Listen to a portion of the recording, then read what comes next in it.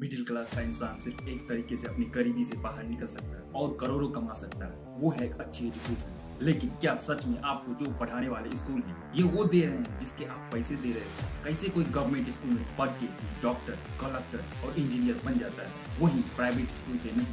Bertil Hult, founder of EF education, Sunny Varkey, founder of GEMS education, Ranjan Pai, proprietor of Manipal education and medical group. पता है इन सब में common क्या है? आप सोच रहे होंगे ये दुनिया के रिचेस्ट लोग हैं, सही बात है, बट रियलिटी क्या है आपको पता है? ये लोग आज के प्रेजेंट एजुकेशन सिस्टम को डोमिनेट कर रहे हैं। Education is the key for a better and peaceful world, and we are determined to play our role in making that happen, God willing. I didn't really have my choice. I wasn't good at school, so I didn't think that any company would hire me. And I'm certainly not handy. So the only option I really had was to start my own company. School वाले फिलहाल क्या कहते हैं कि ये सारा सामान यहीं से खरीद लो, बल्कि इवन जेटलेस में आप पे कई बार पुरानी नोटबुक्स भी रहती हैं जो हम नहीं यूज़ करते, बट हमें उनका एक क्राइटेरिया होता है कि परचेज करनी है। बंडल बनाते हैं और पहले वो बिल काट लेते हैं, लाइक पैसे काट लेंगे, देन हमें देते हैं बुक्स। तो हम उसमें कुछ मतलब हम डिटेक्ट भी नहीं कर सकते कि हमें ये बुक्स नहीं चाहिए, या फिर ये नोटबुक्स हमारे पास ऑलरेडी हैं लास्ट ईयर की, तो हमें नहीं परचेज करना। बात है 2006 की, जब मैं 6th स्टैंडर्ड में था और मेरी स्कूल की फीस 500 पर मंथ हुआ करती थी। वो भी बिकॉज जिस स्कूल में मैं पढ़ता था वो कंपैरेटिवली अच्छी थी, लेकिन जो मेरे बाकी फ्रेंड्स थे उनकी फीस 40-50 रुपये पर मंथ हुआ करती थी। इवन अगर और पीछे जाए तो मेरे पापा की स्कूल की फीस उससे भी कम थी। लेकिन अगर हम आज की बात करें स्कूल की फीस तो छोड़ो, प्री स्कूलिंग की फीस लाखों में चली गई है। और मुझे भी लगा ये इन्फ्लेशन की वजह से हो रहा है, पर जब मैंने 6 महीने तक हजारों आर्टिकल, सैकड़ों इंटरव्यू और दसियों बुक्स खंगाले, तब ये बात समझ में आई, इसके पीछे सालों से बहुत बड़ा स्कैम चल रहा है। ज़्यादातर प्राइवेट स्कूल्स मुनाफाखोरी के अड्डे बन गए हैं।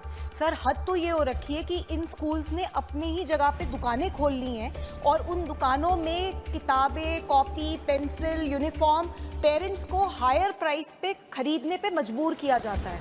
अलग अलग फंड बना दिए हैं सर, कोई डेवलपमेंट फंड बन गया है, कोई एक्टिविटी फंड बन गया है, लूट मचा रखी है। बच्चे इनके लिए एटीएम मशीन जैसे तो मेरी बेटी अभी 4 साल की है, सीनियर केजी में है, और उसका टोटल खर्चा अप्रॉक्सीमेट 1,27,000 टू 1,30,000 के बीच में आता है। तो मेरा बच्चा अभी जूनियर केजी में और वो 3 साल का है, तो अभी स्कूल की फ़ीस उसकी 1 साल की 1,10,000 तक तो आती ही है। 1,10,000, 20,000 ऐसा 1,20,000 तक आता था। ये जो स्कूल्स फोर्स करते हैं पेरेंट्स को हायर प्राइस से पे, मतलब जूते का ब्रांड भी यही डिसाइड करते हैं। देखिए, हम में से काफी लोग ये मानते हैं अगर बच्चा बड़ा स्कूल में पढ़ेगा तो आईएएस, डॉक्टर, इंजीनियर बन जाएगा। अगर आप ऐसा सोच रहे हैं तो कुछ ही मिनट्स के बाद आपको अपनी इसी सोच पे हंसी आएगी। ILO says about 65% of the youth in India are jobless. 65%. How did this happen? आपके पैदा होने के बाद या उससे पहले आपके पेरेंट्स के माइंड में जो सबसे पहला ख्याल आता है वो क्या है आपको पता है? मैं अपने बच्चे को एक बड़ा स्कूल में पढ़ने के लिए भेजूंगा। आज हमारे देश में स्कूल एंड कॉलेज एजुकेशन की जगह कम, स्टेटस की जगह ज्यादा बनते जा रहे हैं। और जब पेरेंट्स अपने बच्चे को ऐसे बड़े स्कूल में एडमिशन करवाने जाते हैं तो ये प्राइवेट स्कूल वाले एजुकेशन की बात कम और स्विमिंग पूल, स्मार्ट क्लासेस की बात ज्यादा करते हैं। और फिर आपके पेरेंट्स बड़े प्राउडली आपका एडमिशन करवा देते हैं और फिर रिलैक्स हो जाता है कि मैंने तो बड़े स्कूल में अपने बच्चे का एडमिशन करवा दिया है, अब मेरे बच्चे का फ्यूचर वो लोग बना देंगे, मुझे बस टाइम टू टाइम फी पे करना है। I also think that like the value of a college education is somewhat overweighted, you know, and I think it's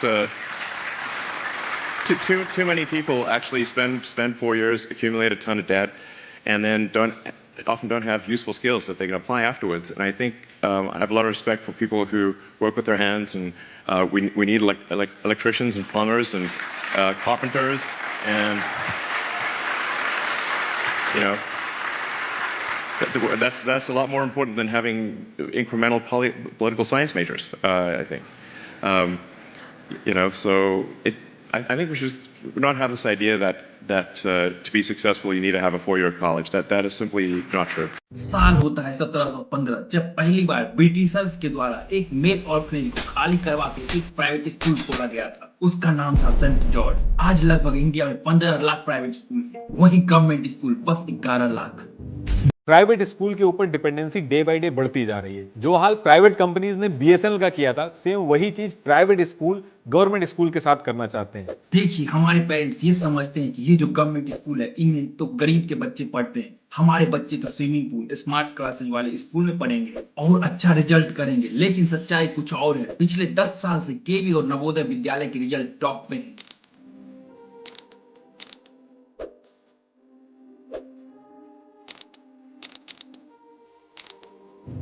देखिए, इंडियन लॉ के अकॉर्डिंग स्कूल खोलना एक समाज सेवा है और इसे कमाया हुआ पैसा कोई अपने घर में नहीं रख सकता। फिर ये स्कूल वाले फीस क्यों लेते हैं? एक ही फॉर्मूला है कि कोई भी स्कूल अपने स्कूल पे जो खर्च कर रहा है, वहाँ पढ़ाई पे जो खर्च कर रहा है, वो बच्चों से फीस के रूप में ले सकता है।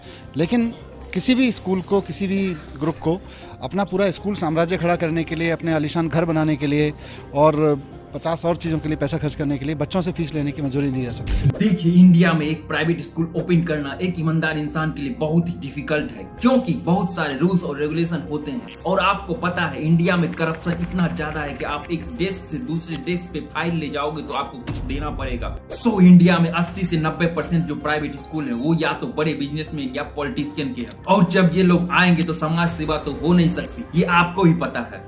ये माफिया स्कूल का कह सकते हैं, जैसे गुंडा राज होते हैं सब कुछ है, तो इस तरीके से स्कूलों का गुंडा राज चल रहा है। ये बच्चों का, पेरेंट्स का हर तरीके से ये शोषण करने से कभी नहीं चुका। देखिए, ये प्राइवेट स्कूल जब चाहे पेरेंट्स से पैसे निकाल सकते हैं, बस बुक का सिलेबस ही तो चेंज करना है। उसके बाद सारे बच्चे इनके सिलेबस की बुक को खरीदना पड़ता है। ये एक ऐसी दुकान है जहाँ पे कस्टमर कब आएगा दुकानदार डिसाइड करता है। किस तरह से वो पेरेंट्स से यानी कि उनको एक क्लाइंट की तरह मानते हैं और पैसे ऐंठने के लिए कुछ ना कुछ नया लाते हैं। और इस साल देखिए आप किस तरह की क्लास 5th का इस वक्त एक वो चिट्ठा पकड़ा रहा हूँ जो रिजल्ट के साथ पेरेंट्स को दिया गया, और उसमें ये कहा गया कि अब ये सारी किताबें आपको हम ही से लेनी है, यानी कि हम जो दुकान बताएंगे वहां से लेनी है। उसी के साथ साथ जो खाली नोटबुक्स हैं, जिन कॉपीज को आप बाहर से भी ले सकते हैं, लेकिन आपको स्कूल से ही खरीदना होगा। और इतना ही नहीं, यहाँ पर भी नहीं रुकते हैं। उसके बाद pencil, eraser, sharpener, oil pastel यानी कि वो colour pencil, pastel colour, sketch pen, सब कुछ आपको स्कूल ने एक पूरा इस समय एक ड्राफ्ट बना दिया है। और वो स्टेशनरी का जो कुल खर्चा है वो 7,000।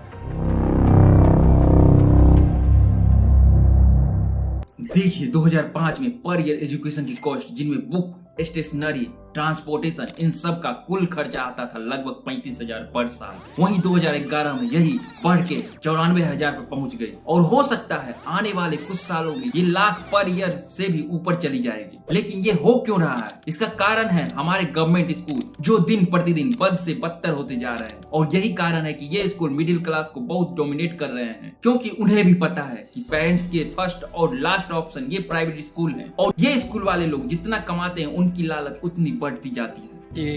ये तो मनी मेकिंग फैक्ट्री हो गई है जो स्कूल्स हैं। जब बच्चा नई क्लास में आता है तो पेरेंट्स को एक नई चीज़ नज़र आती है। वो उसको पता चलता है कि आज जो प्लास्टर उसकी यूनिफॉर्म थी उसमें एक स्टिकर लगा दिया गया है।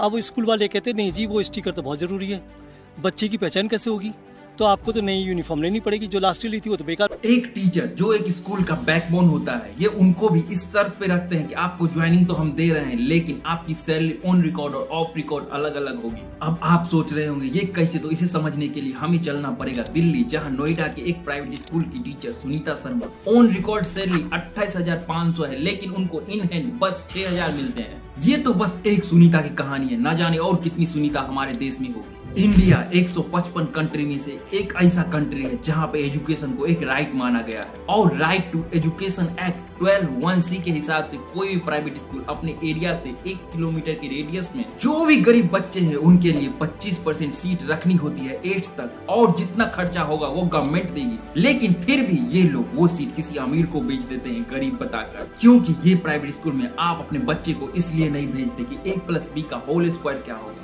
आप इसलिए भेजते हैं कि आपके बच्चे के आगे वाले डेस्क पे कौन बैठा है। और अगर ये प्राइवेट स्कूल वाले वो सीट किसी गरीब को देंगे तो फिर आप जैसे लोग ही सवाल खड़े करेंगे, क्योंकि आपको अपना स्टेटस बड़ा रखना है। और फिर कैसे बोल पाएंगे हमारा बच्चा बड़ा स्कूल में पढ़ता है, क्योंकि ये एजुकेशन सिस्टम जो एजुकेशन को प्रायोरिटी देती थी, आज वो सिस्टम का एक ही गोल है, कैसे हमारे पेरेंट्स के पैसे अपनी जेब में करें।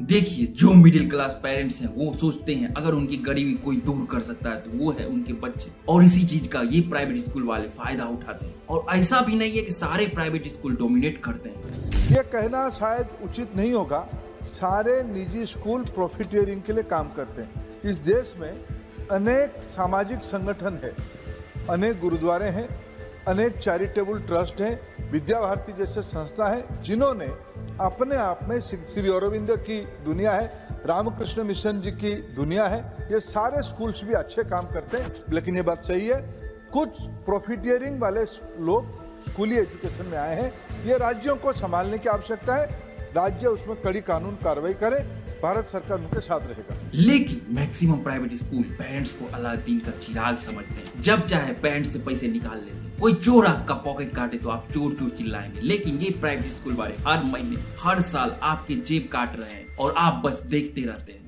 तो इन सब का सॉल्यूशन क्या है? सॉल्यूशन के बारे में कुछ ही सेकंड में बात करता हूँ, लेकिन उससे पहले एक इम्पोर्टेंट बात, अगर हमारे देश के पेरेंट्स और हमारी गवर्नमेंट इस चीज को इग्नोर करेगी तो आने वाले साल जब इंडियन पेरेंट्स के लिए बस एक ही ऑप्शन होगा, प्राइवेट स्कूल। तो इन सब का सॉल्यूशन क्या है? हम लोग प्राइवेट स्कूल जाना छोड़ दें? क्या हम लोग प्राइवेट कॉलेज जाना छोड़ दें? करोड़ों लोग एवरीडे प्राइवेट कॉलेज जाते हैं, तो मैं बोल रहा हूँ ये सारे लोग गलत कर रहे हैं। वेल, अभी तक आप समझे नहीं, लेट मी एक्सप्लेन। किसी चीज को इतना प्रमोट करो कि वह एक न्यू वे ऑफ लाइफ बन जाए और लोग बिना क्वेश्चन किए उसको चुपचाप फॉलो करते चले जाएं। आज हमें बस एक सिंपल सा क्वेश्चन पूछने की जरूरत है, क्या सच में इन्फ्लेशन इतना बड़ा है और क्यों? एंड इन दोनों का आंसर आपको अब तक मिल चुका होगा। हमारे सामने दो ऑप्शन है, हम रियलिटी को एक्सेप्ट करें और जैसा हो रहा है चलने देते हैं इस सिस्टम को, और दूसरा हम गवर्नमेंट स्कूल को डेवलप करने में सपोर्ट करें और इस प्राइवेट स्कूल सिस्टम के लिए लड़ाई लड़े, आवाज उठाएं। इसमें कुछ दिक्कत आती है तो हमें खुद प्रोटेस्ट करना पड़ेगा अपने बच्चों के लिए। अब हमें और ऐसे मनी मेकिंग प्राइवेट स्कूल की जरूरत नहीं है जिनका एंड गोल सिर्फ पैसा है। अब टाइम चेंज हो चुका है, डिसीजन आपका और आपके पेरेंट्स को लेना है। थैंक यू सो मच, आपने इस वीडियो को एंड तक देखा और इस वीडियो को बनाने के लिए न जाने कितने दिनों से मेहनत कर रहा हूँ। एंड फाइनली ये वीडियो बन के रेडी है, ये आप तक पहुंच गया और आपने इसे एंड तक देख लिया है। इस सपोर्ट के लिए थैंक यू सो मच। और अगर ये वीडियो बहुत अच्छा लगा है तो आप चैनल को जरूर सब्सक्राइब करना, इस वीडियो को लाइक करना और कमेंट में मुझे आप जरूर बताएं कि कहीं कोई कमी रह गया है या जो भी आपका इस वीडियो के बारे में कहना हो, कमेंट में आप जरूर बताएं और कोशिश करें इस वीडियो को ज्यादा से ज्यादा लोगों तक शेयर करें। Thank you so much once again. जय श्री राम।